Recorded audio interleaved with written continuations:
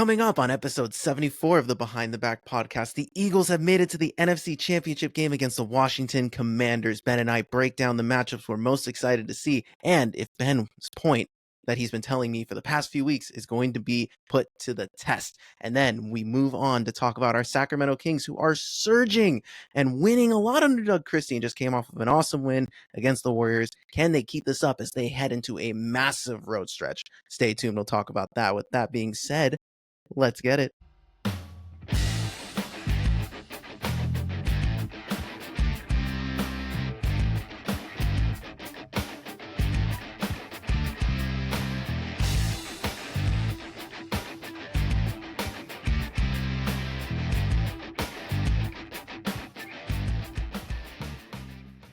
All right. Welcome back to another episode of the Behind the Back podcast. We are your hosts. I'm Marcos Conan Negron, and beside me here, as always, is Ben the Jet Red.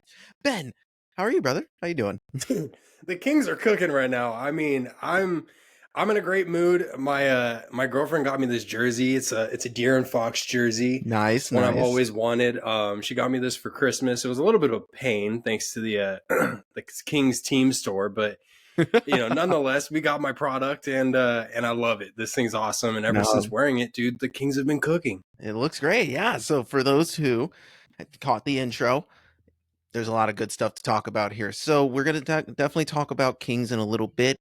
Normally we talk Kings in this situation, but the Philadelphia Eagles, dude, have made it to the NFC Championship game by the skin of their teeth. Obviously, the came down to the final drive, or I'll admit I was a little bit puckered, dude. Like, it was a little stressful. But so, what did you think of the game? Any final thoughts? Did you enjoy the snow? Did you think that was cool? Or did you think oh my gosh, were we actually going to lose that game?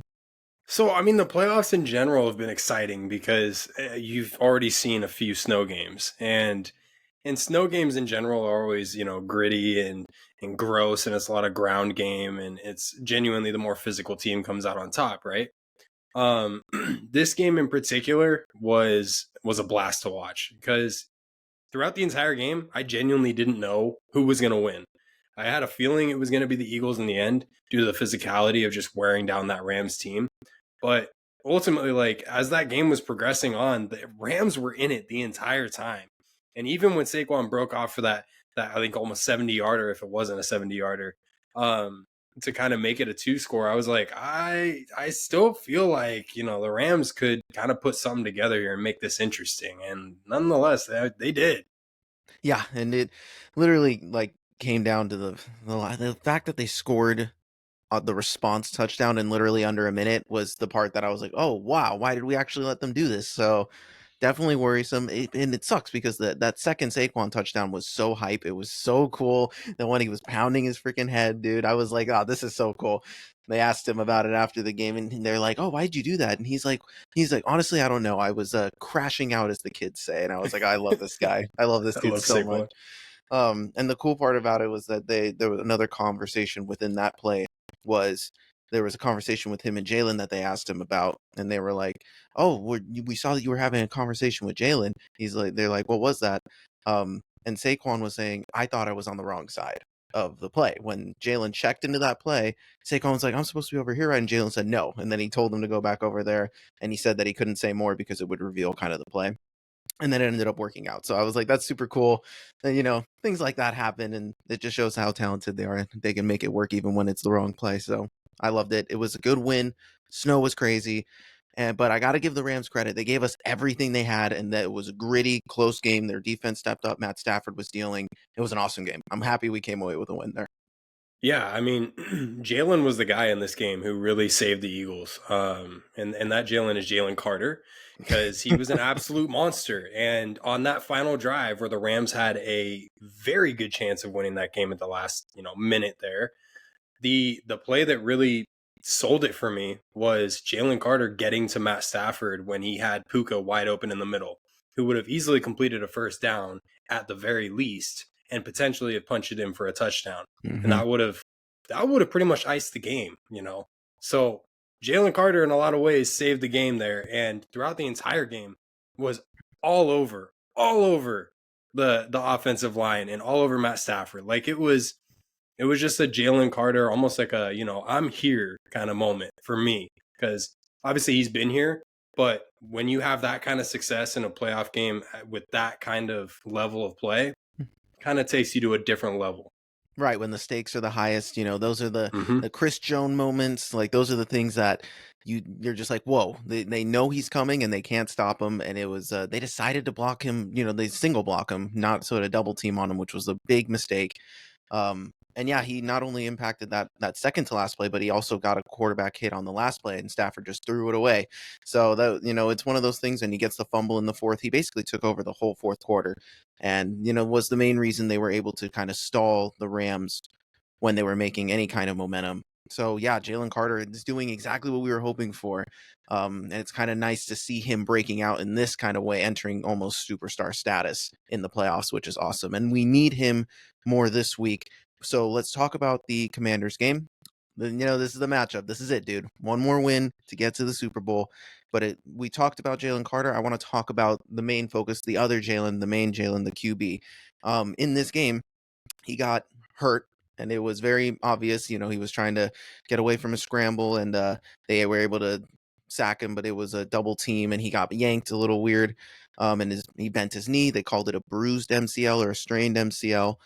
Um, and that obviously hindered him. And he was playing fine. Obviously, the snow came down, and it was definitely affecting him a bit. But with the legs, he broke off a 44-yard touchdown run, and he looked nimble throughout the entirety of the game up until that point. And after that, obviously, I think the team as a whole, Kellen Moore, then Nick Sirianni made some bad play calls and put him in a position that just wasn't to his benefit, given the fact that he was hurt and going through it. So now we're fast forwarding to this week. Today they had practice. It's Thursday. And he was listed as a full participant with no injury designation whatsoever.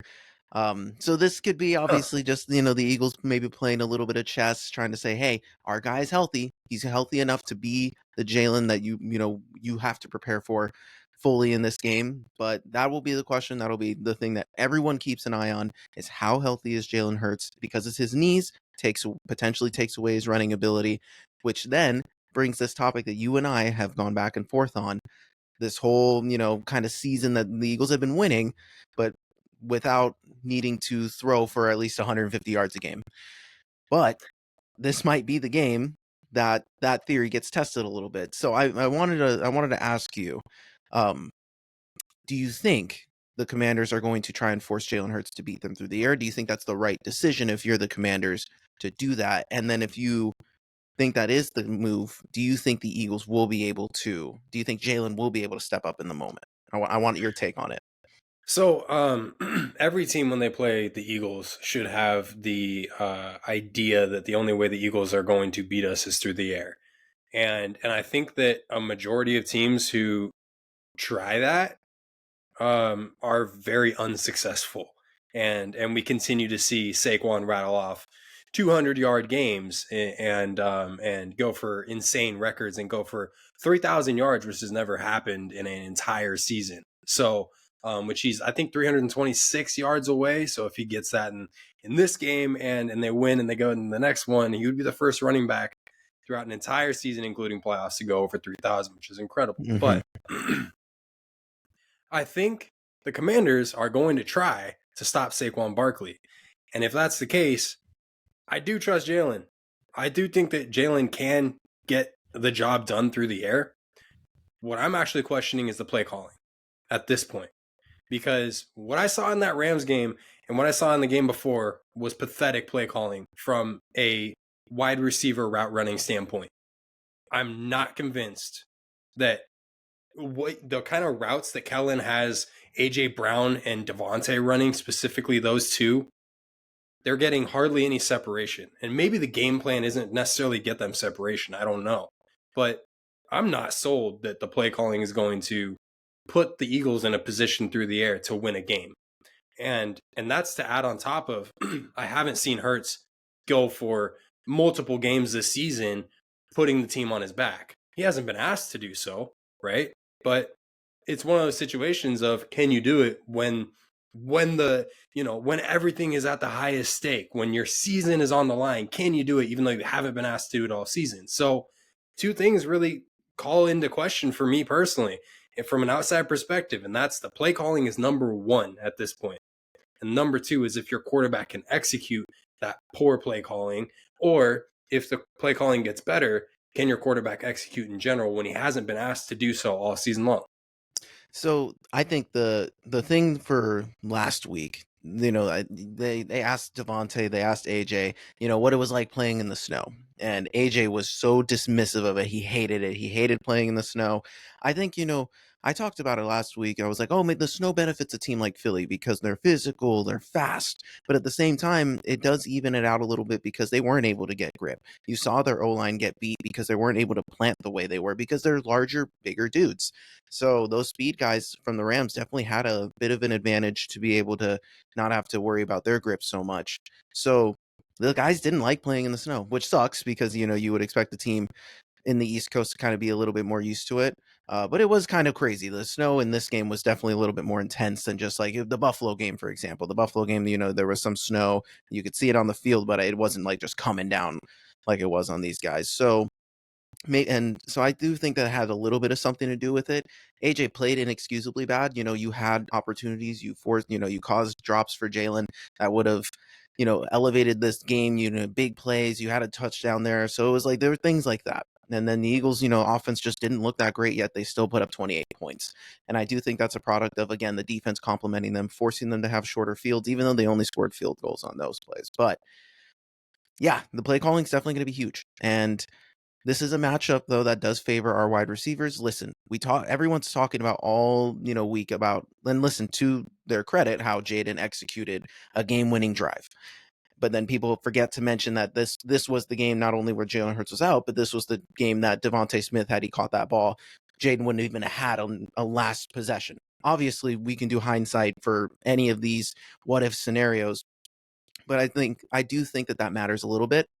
And I do think that the Eagles are so when I think about the Eagles and the Commanders specifically, these teams both won in very similar fashions when they in between the two meetings. The first meetings, actually both meetings, one team was kind of struggling a little bit, and then that one team, the first game it was the Eagles who put up 21 plus points in the fourth quarter. The second game it was the Commanders who did the same thing.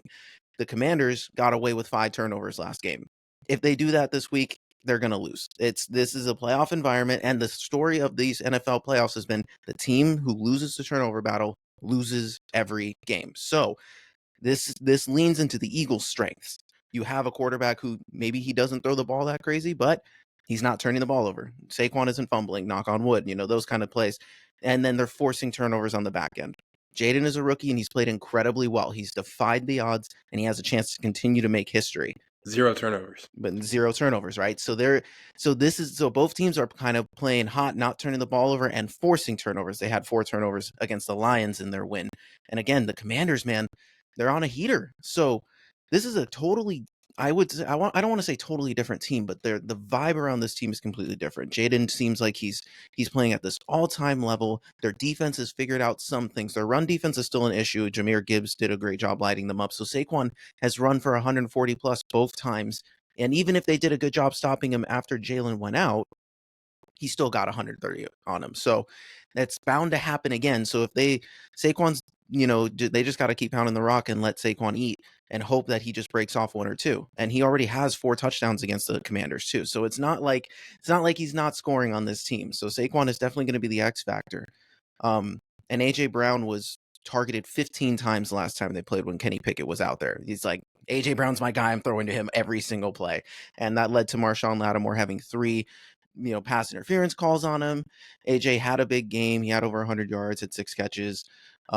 Was that the game where the week before AJ got mad about his amount of targets?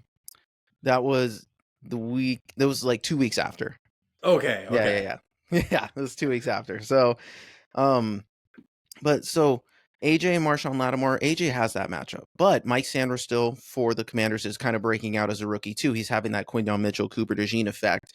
So to put him on Smitty, this is gonna be a tough matchup. This matchup no longer is as easy as it seems. I think these teams are a little bit more I don't want to say evenly matched, but this is the problem with a divisional opponent. You guys have seen each other now twice, and you have gotten a lot of information on each other. So it's going to be who has the better game plan coming out. So this is going to be a big Nick Sirianni, Kellen Moore, Vic Fangio game. It's going to be a coaching battle. It's going to be, can Dan Quinn, Cliff Kingsbury, can they come up with something to defeat this Vic Fangio defense and make big plays and put up 30 on them again? But here, keep in mind, the Eagles have also been able to put up big points against the Commanders in both of those games too. So I have a feeling this is going to be a shootout in a way, but it's not going to look like your traditional shootout. But the weather's going to be much better this game. It's going to be about 40 degrees, no precipitation coming their way. So it's going to be just, January football is going to be as good of the day as it can be for that kind of setting, which is great. So this is going to be a game where there's no excuses, dude. Like, I get it. Like, the Eagles are banged up, and we'll talk about some of these injuries here in a little bit, but like, if you do the things that you've been good at all year long, don't turn the ball over, control the time of possession by running the ball and winning in the trenches on both sides of the ball. And if we're able to just limit their explosive plays and stop them on a few fourth downs, we're gonna win this game. It's then, like, Jayden has won on the road, but this is going to be the most hostile environment of the three places, and not in terms of conditions plus fandom. So I think this is going to be a matchup where the Commanders can absolutely win it. They're the hotter team, but that doesn't necessarily, they're still not the better team, but they have everything kind of working for them. And sometimes that's hard to stop. So the Eagles can kind of say that in reverse for Saquon Barkley. So it's kind of like, which opposing force is going to be able to kind of come out on top? This is what makes this game so exciting, and that's why I'm really excited for it, dude. It is exciting, and these kind of games always have so much weight to them, right? And it's, you never know how they're going to turn out, but then you get into the game, butterflies go away, and you just get locked in. And speaking of locked in, I think this whole Eagles team is locked in on the single goal of just getting to the bowl and ultimately getting a victory. After the game on Sunday against the Rams, there was like not a post game, but they caught a moment between Jalen and Saquon. You might have seen this. You probably did, where Jalen was like, one more. And Saquon was like, F that. Two more. What you talking about? What the hell are you talking about? We got two more. And then AJ Brown, he gets asked in a post game about having low yardage performances in the last two games. And this is from Eagle Nation on X. They quoted him saying, "I can't worry about it. I can just look at the film and learn from it. At the end of the day, we won. I had some incredible blocks. I know people care about numbers, but right now, that don't matter." This kind of mentality is the shit that gets you championships. So I'm and saying, this is the kind of thing that, I will text you all day long and tell you Jalen Hurts is trash. And I'll come on this podcast and tell you Jalen Brown can't throw that Jalen Hurts can't throw the football. But the reality is the Eagles can absolutely win leaning on what their strengths have been all season long, and that's the run game and the defense. Because the simple fact of the matter is no team has proven to be able to slow down or stop the Eagles when they're performing at their highest. And this is something that right now, this Eagles team looks like they're performing at their highest. So I'm excited to see if this continues. listen, every single one of Jalen Hurts' playoff wins, he's had no more than 150 yards. So listen, if that's the recipe and he just doesn't turn the ball over, I'm cool with it. I've said this entire time. Do what it takes to win. Everyone on this team is on the same page. They understand that they have such a special team. They can't waste this opportunity. That's the other thing too about this matchup is, like, Jayden is chasing history. Jayden Daniels is chasing the history of being the first rookie in the Super Bowl. This is a guy in your division who will consistently be a thorn in your side for a potential decade or so. Oh, yeah. So this is going to be your best crack at him before he elevates his game potentially even more so and becomes even more of a problem. And they surround themselves, and the Commanders become a better overall team with more people or better players on the team with the roster building and all that. So this Commanders team is doing something special, but this is going to be potentially the worst version of them we see. So the Eagles cannot miss this opportunity to get to the bowl. It's going to be super disappointing. And you and I talk about this. And you and I have talked about this, and I I'm not wanted to ready bring to it. have this combo. You had asked me off, off the podcast, if you're like, what would be more disappointing, losing in the NFC Championship game or losing in the Super Bowl? And I'd say losing in the Super Bowl. I mean, losing in the NFC Championship game, because when you get to the Super Bowl, there's so much nonsense that can happen, and like it that is as 50-50 as a game as it could possibly be. But like in these kind of situations in the NFC Championship game, like especially like this one where the cards kind of just fell for you, like all the toughest teams, all the toughest matchups for your team specifically have kind of just gone away and have lost. And now you're matched up with the team who you are familiar with, but you're also better than. And like you cannot stumble here. Like you have to, and you haven't been playing your best ball. You've just been doing enough to get by, and you can still do that to win this game. So it's Mhm. like you can have a B- game, but so can they. So it's one of those things where the Eagles really do have to just kind of, they have to have at least a B+ game. Again, no turnovers. If they have a turnover and can't force any on the other side of the ball, that's going to be a tough hill to climb, because this Commanders team, whoever gains that momentum first, is going to be the team that can kind of ride that the rest of the way. If the Eagles are playing with a lead, I'm more confident in that. Not that I don't think they can't come back, but you don't want to go down 10-0, 14-0 on the Commanders, who are streaking and have all this momentum, because if you could do that, it might get ugly quick. So, this is the opportunity for the Eagles to get back to the Super Bowl and take care of business in the playoffs, versus a lot of teams who everyone says like the Eagles are the better team, but I could totally see the Packers beating them because they can pass the ball better. I can totally see the Rams winning because they can pass the Yeah. ball better. I can totally see the Commanders winning because Jayden Daniels is awesome. And that's this everyone's like, all these teams are underdogs, but the Eagles are beatable. So I'm tired of this conversation, and the fact that the Eagles are just the best overall team in this freaking playoffs.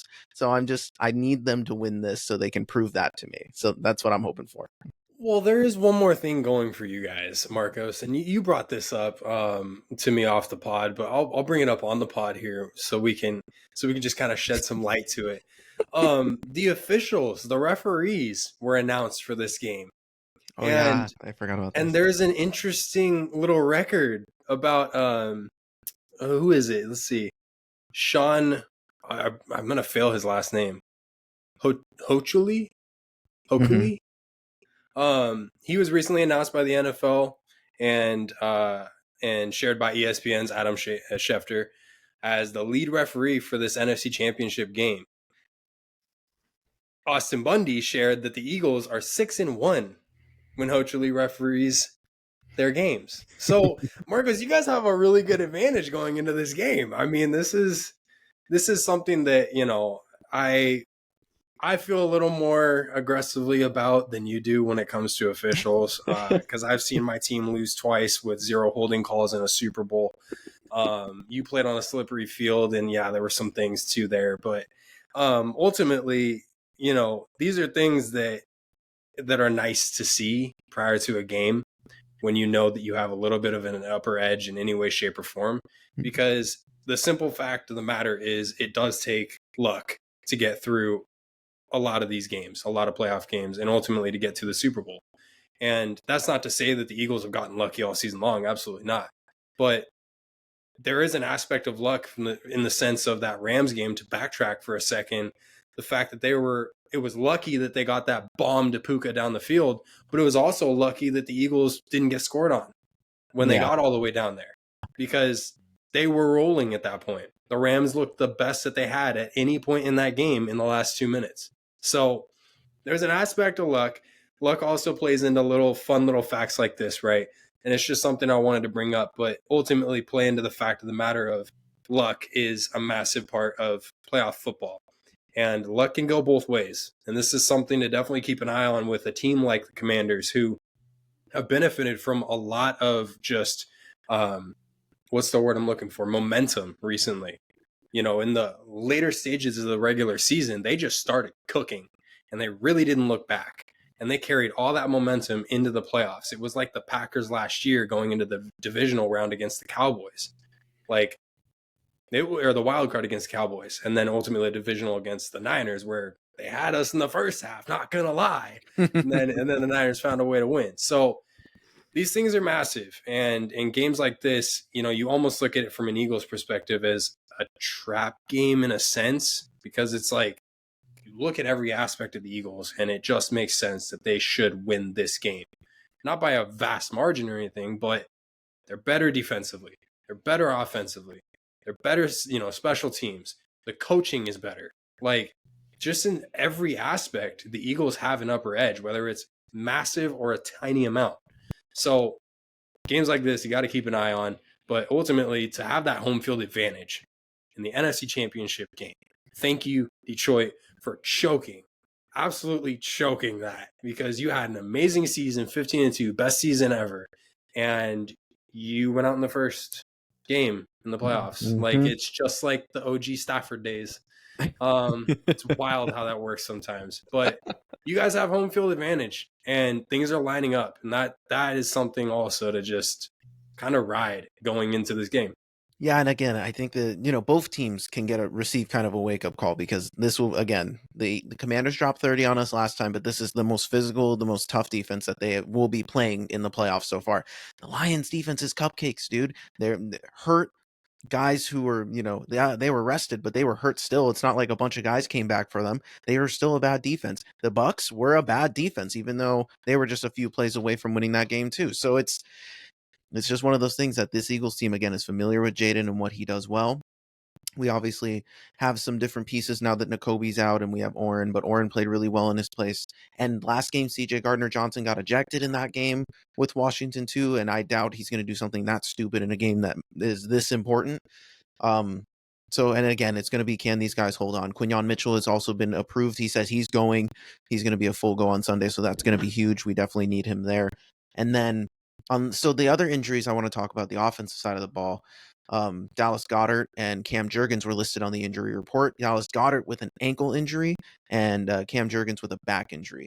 Landon Dickerson was taking snaps at center, but he says he expects Jurgens to play, but Nick, he doesn't actually know how serious it is. But Landon Dickerson he played center in college. That was before he transferred to left guard. He's only played like 40 some snaps in the NFL, but he is a talented enough player where I don't think that's that big of an issue. And I'd rather have Landon as my backup center than Nick Gates, who is our actual backup center on the roster, and it would sacrifice a lot.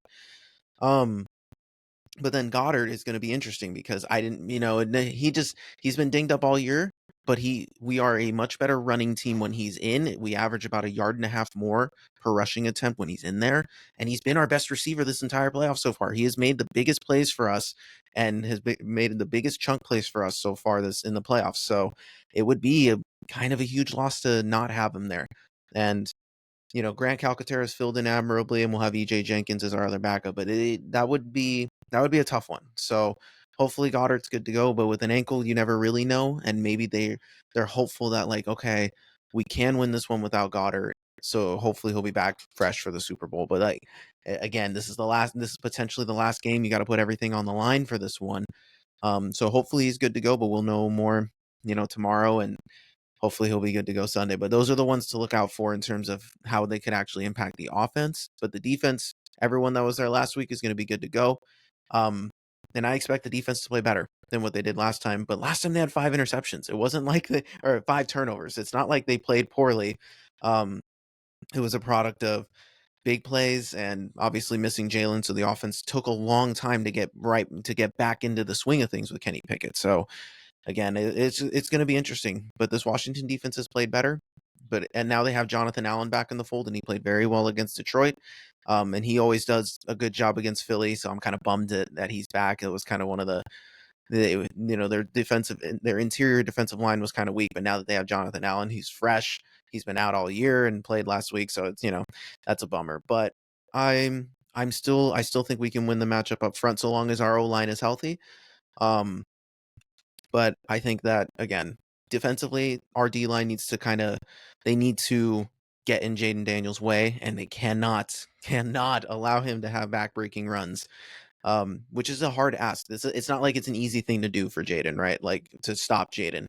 It's hard for teams to stay disciplined, and even if you are disciplined, he can still burn you. So it's one of those things that and I know that in this kind of a game, Jayden will do what it takes to win, and that means scrambling, he will do that. If that means he's going for 120 yards, he probably would. Um, if that was the smart thing to do. So we'll see. There's so much variety to this game. There's so much potential from both sides. Like, what if Jalen wakes up and has a crazy game and Saquon has 130 yards? So it's like there's a lot of variance that can come from this game, which is why it's so exciting. But Vegas thinks the Eagles should definitely win this game. The line opened at 4.5. This was with the Jalen Hurts injury, and it has now moved to 6.5.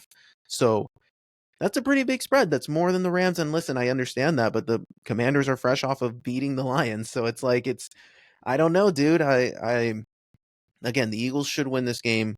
They're like this much better than the Commanders as a team.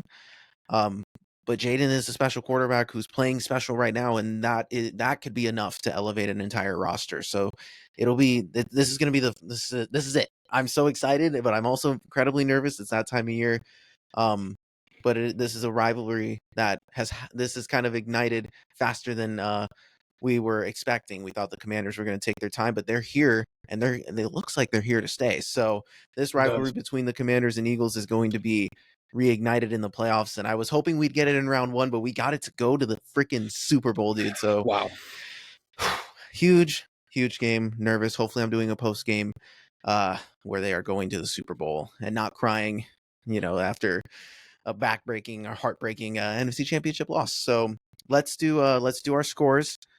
If I had to do a score, I think it's going to be a close one, but it's going to be decently high scoring. I want to say it'll be 31-27 Philly. And it's going to come down to the end, and it's going to come down to the defense stopping Jayden Daniels at the end. I like that score. I think I'm going to take the same score. But I got Washington. I think Washington's going to come in here and they're going to make a statement, man.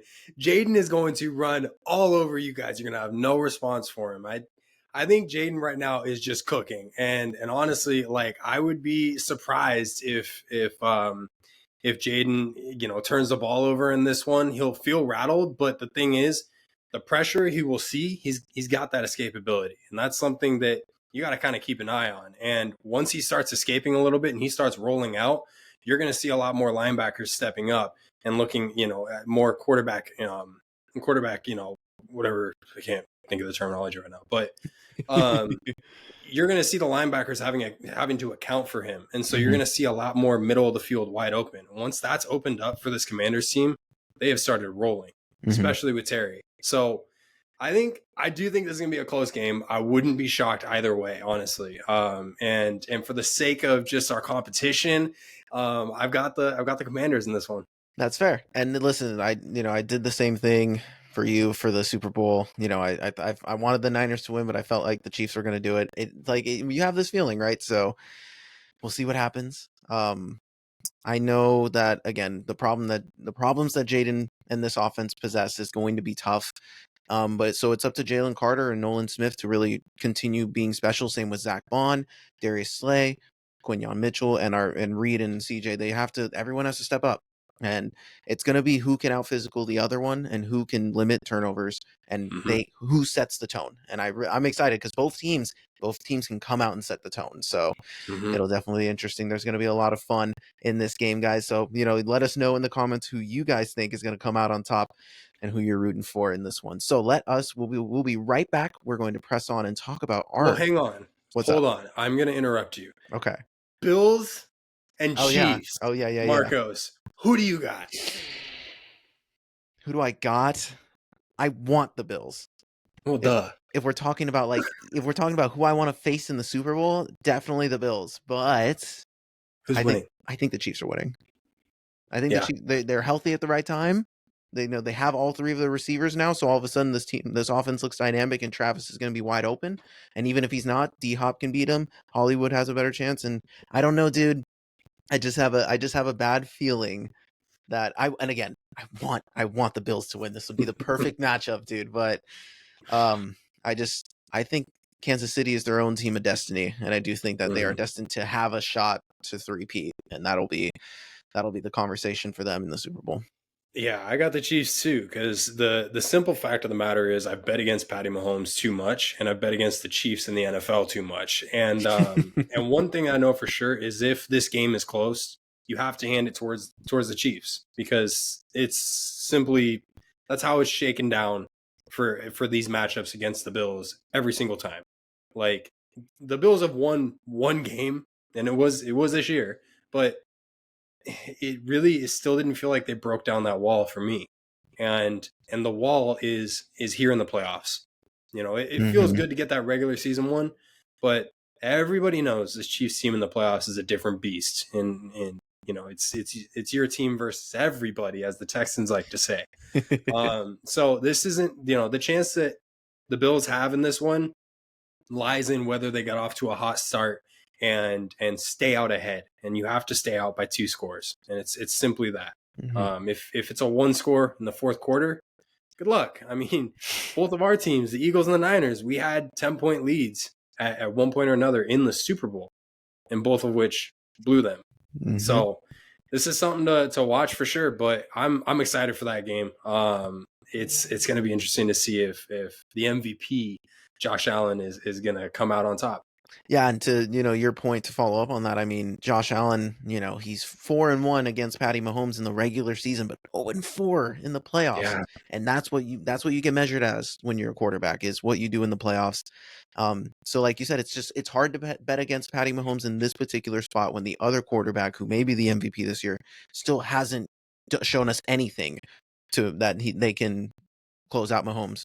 So I agree that if they're going to beat Mahomes, they need to get out early and stay ahead, which they can do. They're able to control the game through the ground.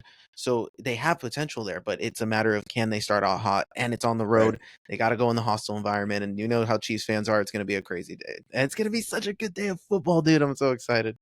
That is. All right. So let's push on. We're going to talk about our surging Sacramento Kings. So we will be right back. All right, we are back to talk some Sacramento Kings. My dude, they just came off of an amazing win against the Golden State Warriors last night. And if there's one thing, like, listen, there's been a blowout here and there from both sides of the party, but when they match up on ESPN, it's a freaking thriller every single time. Before we get into specifics and what we want to talk about, what do you think of the game overall? It's just exciting. I mean, it was like you said, when these two teams know that eyes are on them more than usual, it makes for cinema, and it was absolutely that. So the first half of this game was kind of a train wreck for the Kings in a lot of ways. We expected them to come out. We wanted them to come out hot. We wanted them to come out and show that force that they've really been showing these teams lately.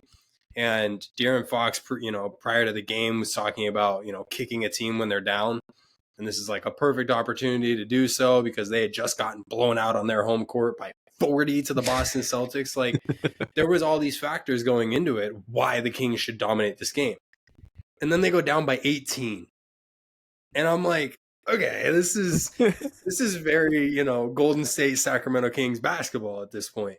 And I really started to feel that in the second half when the Kings, there is something about halftime for this Kings team that just completely shifts them, especially when they're down by whatever margin.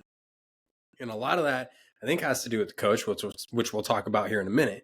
But they came out of halftime, and obviously Foxy didn't make the first shot out of halftime, but after that, we started cooking. And by we, I mean DeMar DeRozan completely took over that third quarter. He didn't miss a single shot. He put up 19 points. He was lethal, absolutely lethal. It might as well have been the fourth quarter and or overtime. Hmm. So, things like that, that's the kind of leadership, that court leadership that this team had been missing for so long. It was that guy to step up when this team needs buckets, when this team needs X, Y, or Z, and actually make these things happen. And DeMar DeRozan has been doing that really well lately. I mean, it's not just this Golden State game. We've seen him do that, put together a quarter or 2 quarters of just really excellent play, really excellent ISO plays, slow the game down, get us, find some rhythm offensively. And then we just find it from there. It's been something brewing there with DeMar that we've kind of been waiting for, right? Because we questioned that fit. Not initially, but we questioned the fit as we went on the losing streak. But now it's starting to seem like he's fitting really well. So the Kings come out at halftime, thanks to DeMar DeRozan, they make it a ball game, and then from there they just put together stops. And you really got to hand it to Keegan and Keon, who just made life for Steph Curry in the second half impossible. I mean, the trap defense that they were sending at the half court line to whoever the ball handler was at midcourt, but most of the time was Curry, they would send that trap, and then their blitz timing for the pass was perfectly timed so many times. And we got so many steals off of that. And at the very least, you make a play, you blow up a play in the first 8 seconds of a shot clock. And you're forcing these guys who typically don't play, because this was a BNC team in a lot of ways, shapes, and forms for this Warriors team. You're forcing this team then to play out of rhythm, which was something they weren't doing in the first half. So for me, this was where that game really got, really felt like the Kings took full control, was when they threw that trap defense to a blitz. And from there, just the ability to turn your defense into offense has just been something really fun to watch. I do think that these past few times that we played the Warriors, I mean, we're on a 5-game win streak against them now, but it's like against the Warriors specifically, the Kings have figured out the formula. They have the players. All we got to do is, hey, listen, Steph will have 12 assists, but he'll only have 12 points. He only took one shot in that second half, and it was with like 3 minutes to go in the fourth. So at that point, you live with the fact like, oh, some of these other guys who, again, like you said, were reserve players. If they're going to beat us, they're going to beat us. But we're not going to let Steph beat us. And Keon and Keegan were suffocating. DeMar was getting in on the action. De'Aaron was doing a good job. And even Malik and Domas had a quietly awesome game, 26 and whatever the heck. I think it was 18 boards, whatever. So Domas has been quietly dominant over this, and since the Doug Christie takeover as well. And to have these guys, I think now they're playing like a team. They're playing much more connected. I do think that this, with the Doug Christie of it all, I had this little nugget here from OptaStats, and they had the Sacramento Kings under Doug Christie, 18-point comeback win versus Dallas on the 30th of December, a 17-point comeback win in that double OT game against Miami, and then the 18-point comeback win versus Golden State last night. No other coach in the 21st century has had 3 15-plus point comeback wins within his first dozen games as an NBA head coach. So, I don't know. Listen, like that can be, the players are the ones who end up winning the game. But Doug, there's a message that he's getting across. Playing defense, just muddying up the waters, being physical, and just not letting the game get too far away. That these guys kind of wake up. And I was so impressed. Like, it never felt like, again, it was so weird because the Warriors were making tough shots, and yes, we were giving them open shots, but it was another one of those games where when we did contest, when we were in their face, they were hitting 4-point plays. I was like, of course they hit one or two of those every freaking game against us, and they had those kind of bounces. And in the second half, calls were going, it felt like we were the Warriors in the sense of like calls were going our way. We were getting tough shots. The whole kickball thing was like, that didn't happen. And Steve Kerr got freaking like pissed off. And then it was, I'm convinced Steve gets a technical every single time that the Warriors play us. Yeah, seriously. At this point we're living rent free, but it's interesting because and that game was so cool because yes, again, the Warriors players did a really good job of staying in this game, but it was, and in the fourth there, it was 8-0 run by the Warriors, 9-0 run by the Kings, 8-0 run by the Warriors, 10-0 run by the Kings. It was so back and forth. And it was so crazy. And the fact that we were able to finish off the game by pushing the pace and then getting to the free throw line, whereas De'Aaron, who had a bad game all game, went up and just hit 6-8 free throws at the end and hit that mid-range shot to close things out, because DeMar, his last points were with 4 minutes left in the fourth, and he didn't score again. So it was, Malik had 9 in the fourth quarter, and De'Aaron had 10 in the fourth quarter. So it was like those guys stepped up, and again, it just shows how much firepower we have when everyone was cooking. And I did like how Keegan took advantage of the fact that they decided to throw Steph on him, and he's like, okay, I'll take it in a few times and get points in the paint. And I liked how he was able to take advantage of that and not be afraid to take advantage of that.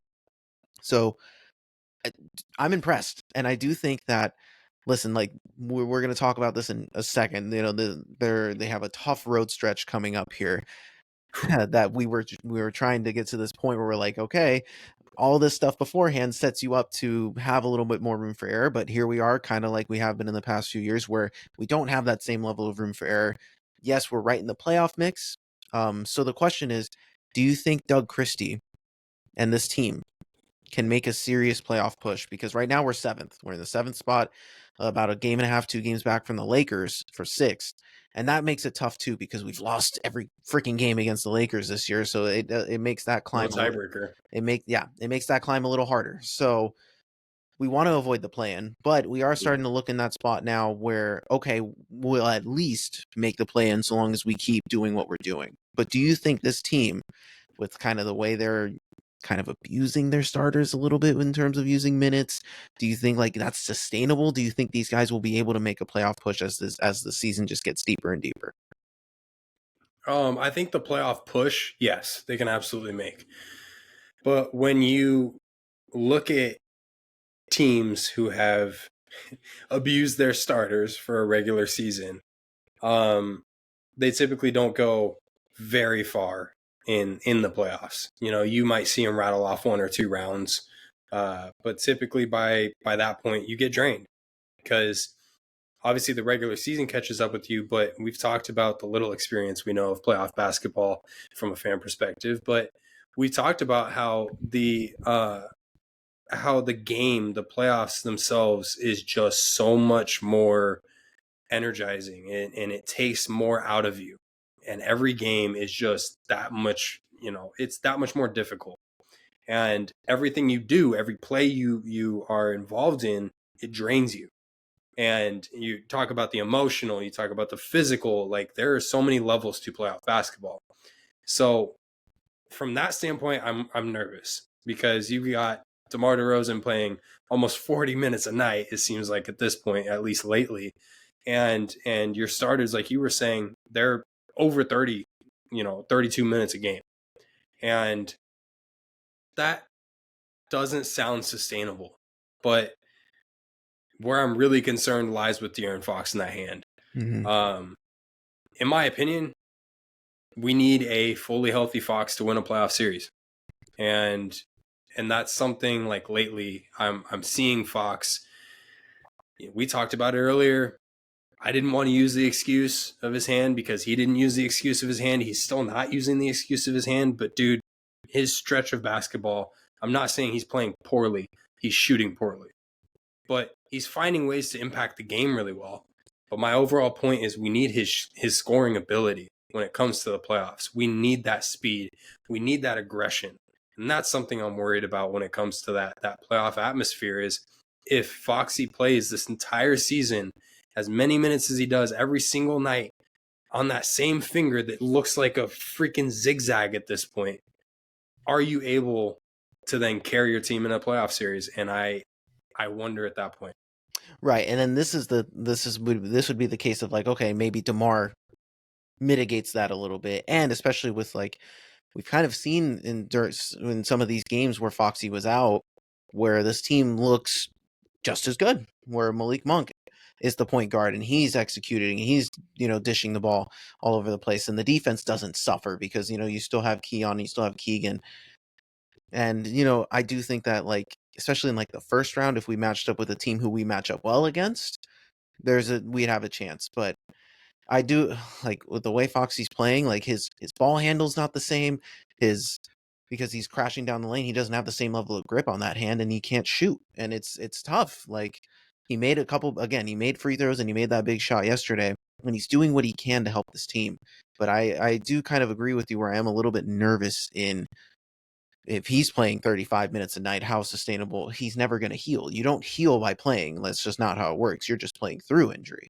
So it does worry me. I do think DeMar is kind of like that playoff player that we've been missing. So I do think that if let's say Fox was out and we were playing the rest of our guys, I believe that team can win a series because DeMar is that mid-range killer and Malik can operate in a way that Fox can, especially now with the success he's found under Doug. So I do that, and that's the conversation, right? This is a weird conversation to have. Like, we talked about it when Fox dropped 100 points in 2 games, like Foxy is the leader, Foxy's the guy.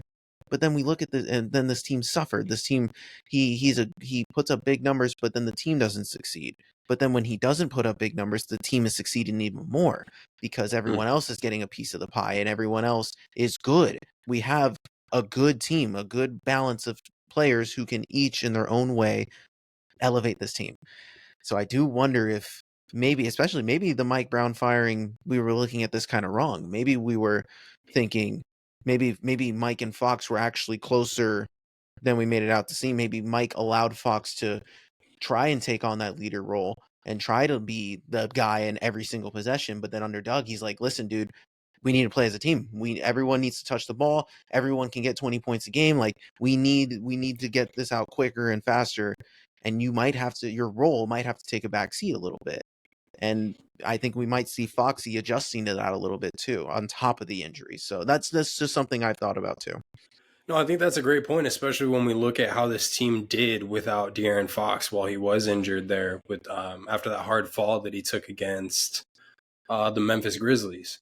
That, we saw him, I think 3 games. He missed 3 games there, and the Kings, I believe, won all 3. So this team can find ways to win, and especially if they play that team basketball that you just talked about. And this is something that you got to kind of keep an eye on, because I don't anticipate De'Aaron getting the surgery. The biggest reason he doesn't want to get this thing done is because if he gets a surgery, it's a month recovery. And at that point, he's not eligible for any NBA awards. If he's not eligible for any NBA awards, Marcos, he doesn't get the big bag. He doesn't get that potentially all NBA nod, right? And Right. so if you look at it from that standpoint, the odds of Foxy missing much more time, by his choice or by the team's choice, doesn't seem likely. But you got to start wondering, like, do you cut back Foxy's minutes a little bit? Do you play him a little bit less? Do you play him more in the fourth quarter? Is there certain points of the game where you can dial back his minutes? Because playing Foxy this much, you're just doing more damage to that finger. And it's evident, people early on in the season, we all talked about, well, I don't think his finger's going to get any worse. The team says that the finger won't get worse. It just won't get better if he plays on it. Well, I'm going to be honest with you. I think it got worse because if I look at Foxy's play at the beginning of the season versus now, I would assume there's something bugging him. And at this point, every single dead ball play or whatever, he's looking at his hand. He's looking at his hand and he's rewrapping. He's always messing with it. It bugs him. It's so simple to see. And it's so frustrating to see at the same time because it feels like we've had a hand injury to one of our stars for the past 3 years. Yeah, seriously. But it's something to keep an eye on. So let's kind of shift gears here and talk about, we talked about this Warriors game. It was huge to get that win, obviously going into this road stretch. Now, we play 17 of the next 23 games on the freaking road, bro. That's crazy. And the only kind of chance that this team has is to gain the momentum that they did out of that home court. And I feel like with under Doug Christie, since Doug Christie took over, they are 7-0 on their home court. They are taking advantage of home court. Now you take that momentum and you got to take it on the road. This road schedule. We'll talk about the Kings games that that are coming up before we record next. But we see a 6-game road streak before we're back home against the Magic, and those teams include at Denver, at New York Knicks, at the Brooklyn Nets, at Philadelphia, Thunder, Timberwolves. Such a tough stretch, dude. Those are 1, 2, 3, 4. I would say 4. I think the Timberwolves are a playoff team. I think they're just kind of falling into some weird things right now. But that's 4 playoff teams. And 2 of which are top-end playoff teams in the East and the West. And they also pose matchup problems with size. So this is something that Doug Christie has kind of preached since he took over, is making teams adjust to them and not adjusting to other teams.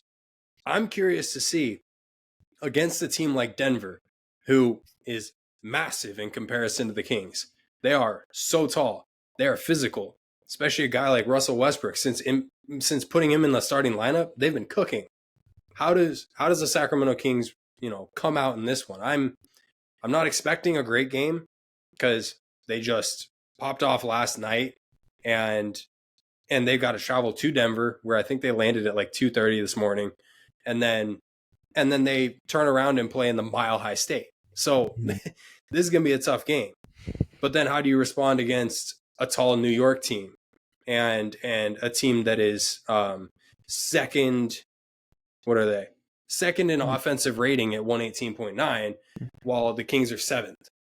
These are things to kind of keep an eye on. I'm not sure how you feel about this road stretch, but I'm a little bit nervous. Yeah, it's frustrating. It's always I hate when the schedule does this because like listen, a back to back. At least we got the Golden State on the front end. It would have been tough.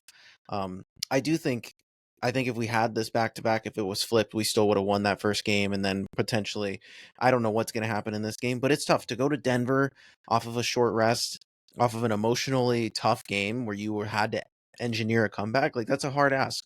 And it's weird because the last few times we played Denver, we've been given like a significant rest advantage against them. So it's kind of flipped. So it'll be interesting to see how they do. And then again, to have to go from Denver and then you have to fly to the East Coast, that's never an easy ask. And I would have liked to play Brooklyn first out of instead of the Mm-hmm. Knicks. But then the Knicks, I think the Kings, I think they would like that East Coast matchup in the sense of like considering how well they did against Boston, it's not out of the realm that they will wake up from that even if they struggle against Denver. But that's going to be the question, right? Let's say they just struggle against Denver. They're just worn out, right? How and this would be the question that we haven't seen enough of yet is how will they respond to potential adversity, right? They responded Mm-hmm. really well after the Milwaukee loss. If they take a loss to Denver, how does that affect them going to New York and having to play a better team or a team that's playing better and poses a different kind of matchup for you? So it'll be interesting to see. They need to. This is a tough road trip, and Yeah. they need to at least go 3-3 if they want to just maintain their positioning in the playoff field. I think the rest of the West is kind of going through their own struggles, right? Minnesota's struggling a little bit. The Mavericks who we just overtook, Derek Lively's out for 2 to 3 months now. So all of a sudden that's a Uh, huge piece of them, even though they're getting Luca back. They've been dealing with tough injuries of their own.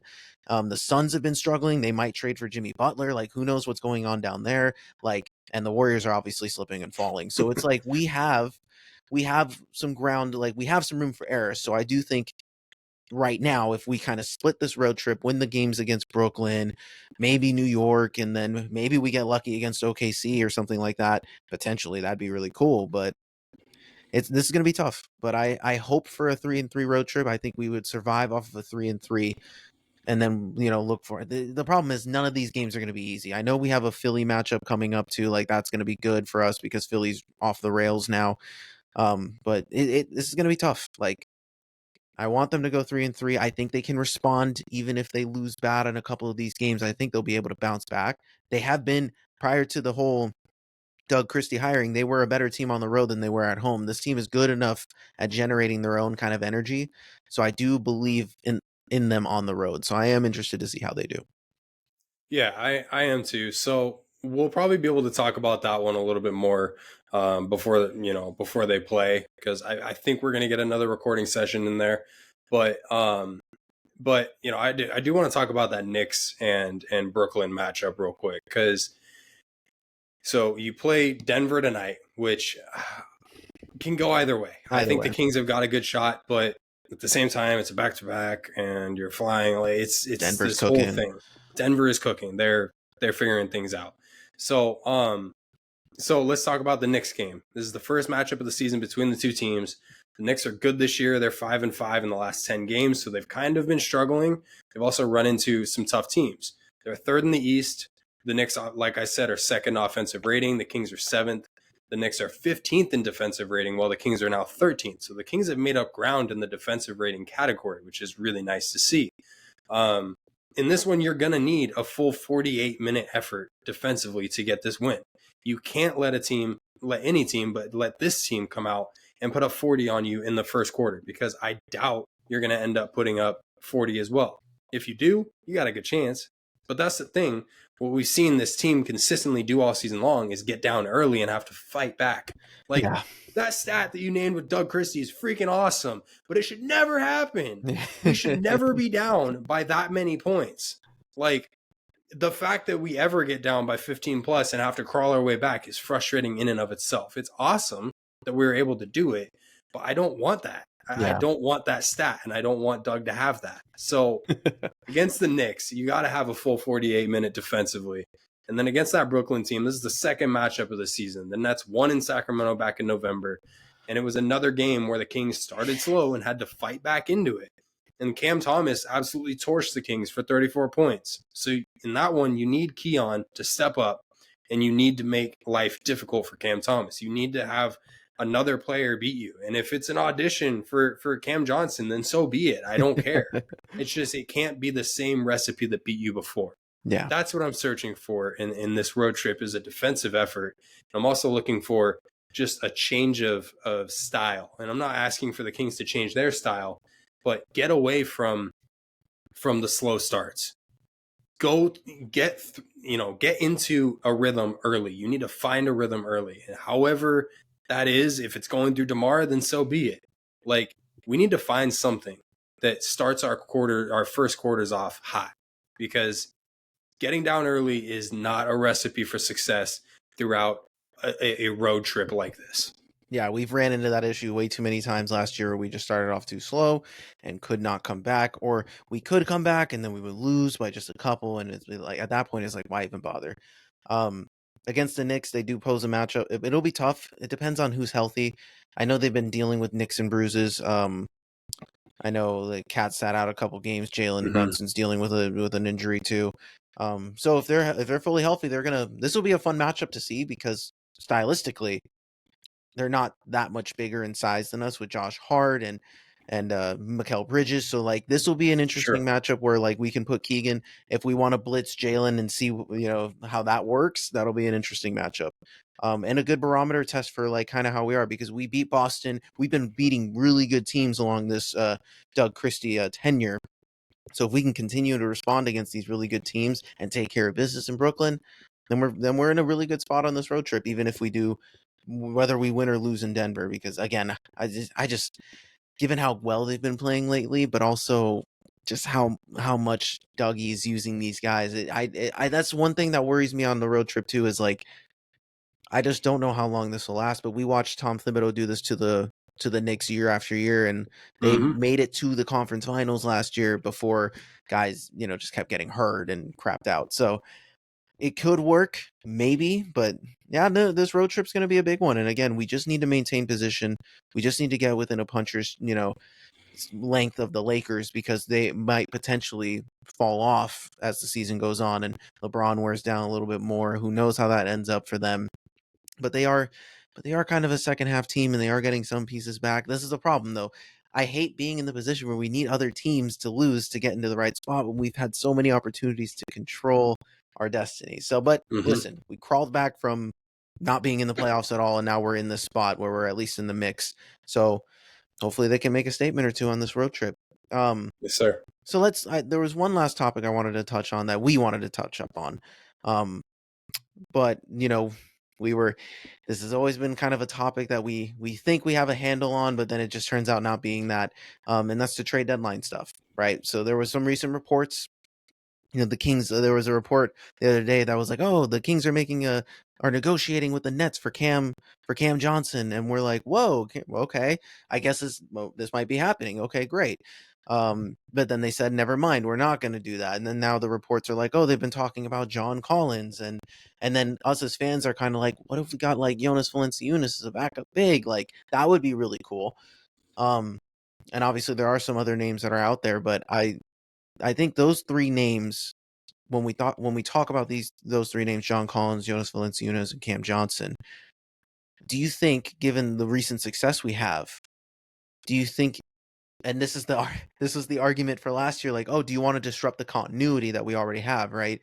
When things are vibing, do you think it would be smart to add any one of these guys now that we're playing well? It's such a tough question, and it's a touchy subject because you've seen it kind of go both ways where you've touched a team when they're rolling like this and it's negative, but you've also seen it the other way where it's a positive. For this team personally, I don't think it would shake it up too much because I think a lot of this energy revolves around Doug Christie, and we're not trading Doug Christie.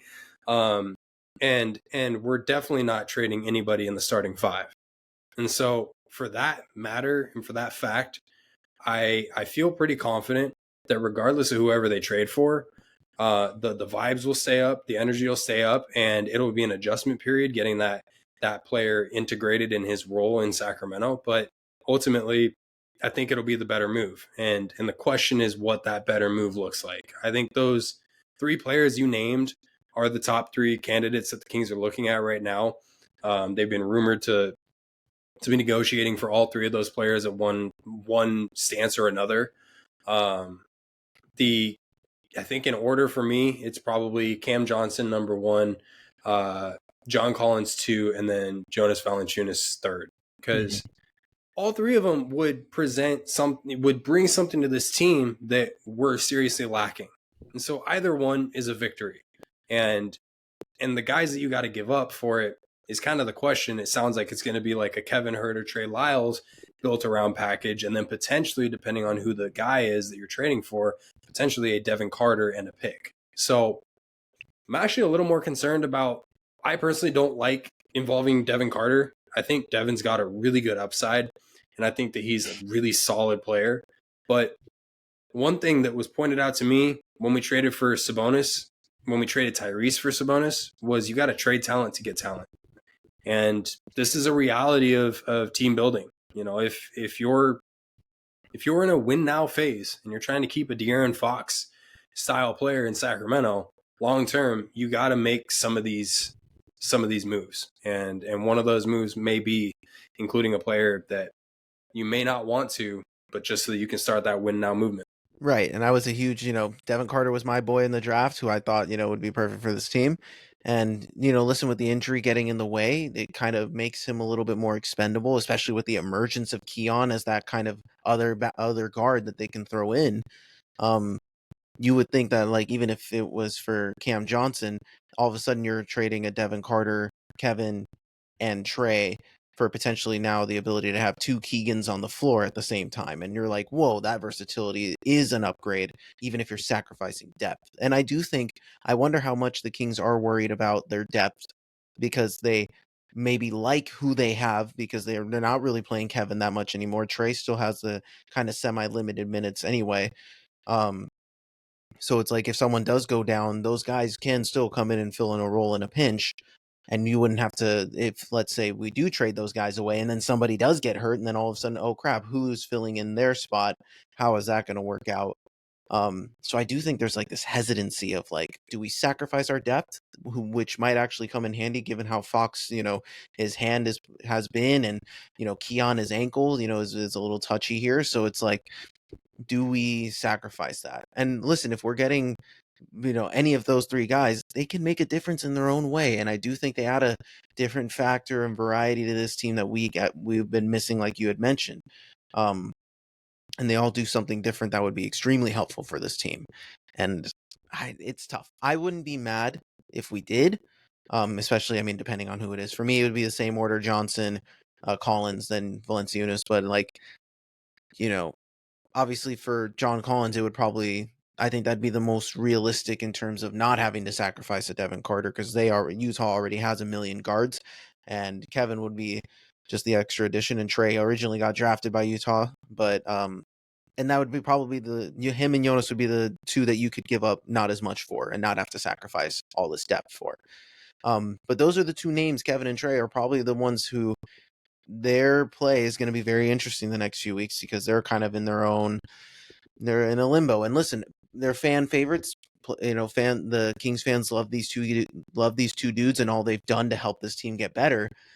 But that's at the same time, Domas came here and people were crying when Tyrese got traded. Like this is what happens. Like this is just the nature of the NBA. So And this is sometimes you have to take that risk. But like we said, we talk about this all the time. The Knicks and the Wolves are a perfect example of this, of like a trade gone wrong that hasn't worked out as well as it could have for these two teams. Like the Cat trade has made the Knicks nice, but they're not any better than what they were last year. And the Wolves are clearly struggling. So, you know, those are the risks you take. But then you got the Kings trade, and we traded Tyrese for Domas, and it worked out for us. So I don't know, dude. This is an interesting, conversation to have, and it's something we have to monitor. Will they make a move? I don't think they're going to make a move unless it's for the right price. I don't think they're going to mortgage the future just to try and get a player who there's no guarantee actually helps us win a title this year. Okay. On that note, before we wrap things up, is it bad to not make a move? Is it like, because we talked about the off season before this one where they didn't make any moves, they brought back the same team, they ran it back, and it was a train wreck of a season in comparison to what you wanted, right? Is this a failure? To not make any moves, knowing what happened already, but based on the fact that we're cooking in these 16 games, is it a failure to not make a move? No, I It don't think. makes sense. I don't think so. I don't think it makes. I think it makes sense to make a move, especially again if we're not trading anybody in that starting five, right? If we're not disrupting that rhythm, because with starting fives are the dudes that we're playing the most anyway, and especially if we don't sacrifice Keon, like if we keep those top six guys, anyone in that next range is up for grabs, I think, in my opinion. And I don't think that, and I think we could get rid of any one of those players or trade any one of those players, to phrase it differently, to improve this roster, and it would help. The question would be, if we bring in some of these guys, what their role actually would be. Because if we brought Cam Johnson, he's been a starter in Brooklyn, but I don't think he's that kind of player where he's going to throw a fit, and he would be our best player off the bench, and he can create for the second unit, so that wouldn't matter. But that's the thing. All those guys in question, I don't think have an attitude like, for example, someone like a Kyle Kuzma would have, or like even a Jimmy Butler would have, because he's a name that's thrown around, like an ego that we already have enough. Like, I think we have plenty of eccentric players who can make their voices known, and we just need guys who can come in and do their job. And I think any one of those three guys can come in and do that. So it would be worth the sacrifice, especially if we're not sacrificing the key role players in this. Like losing Devin, if he was a part of the trade, would suck, because you never know what the potential is. But for like our position to make a playoff push, it would most likely benefit us. And so I don't think it'd be the wrong. I don't think either way. I don't think either way is the wrong move. So I think we'd be fine no matter what. It would be interesting to see a trade, but it also, if they continue this success, they're validated by not making a move. Yeah, and it's a loaded question, is why I threw it out there, because it's so hard to say right now. I believe in this team. I at this point I've seen enough of this Doug Christie Kings team to believe firmly that they can overcome adversity and find ways to get W's.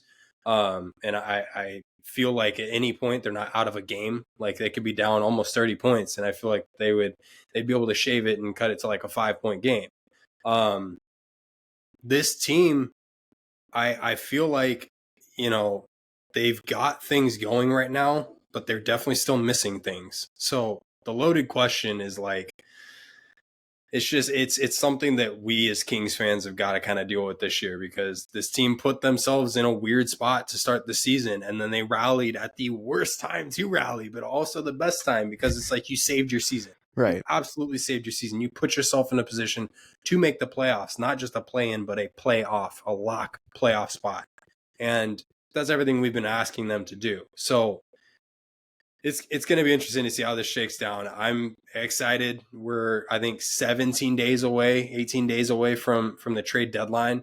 So I expect if there's going to be a move, it's probably going to be around that time, because I think they're almost trying to play this out and see, especially like, how does this road trip go? Do they face adversity?